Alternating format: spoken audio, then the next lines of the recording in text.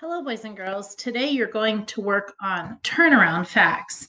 And when you work on turnaround facts, that just means that you have an addition problem and the two numbers that you add together to give you the answer or the sum, you're going to turn those two numbers around so that they trade places. So I want you to look at the first one.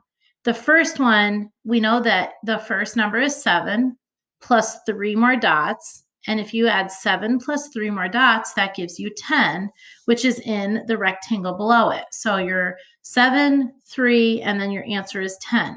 So then we try to make some addition problems out of that. So the first one would be 7 plus 3 equals 10 because 7 for the first side of the domino, 3 for the other side of the domino, and 10 for the total.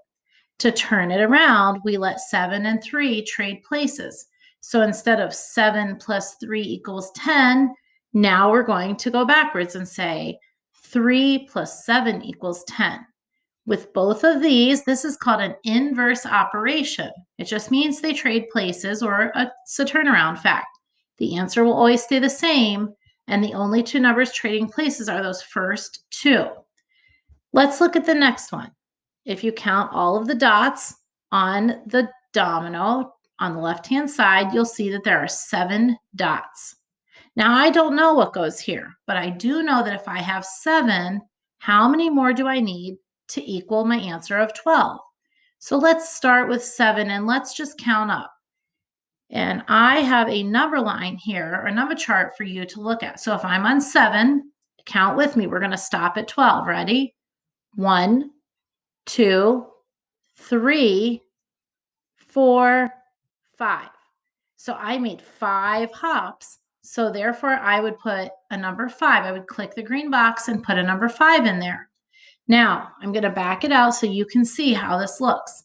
I'm clicking on it. I type number 5. And now I know that the first had 7 dots the first day. So I'm going to put a 7 there. The second one had 5. And my answer is in the rectangle, and that's 12.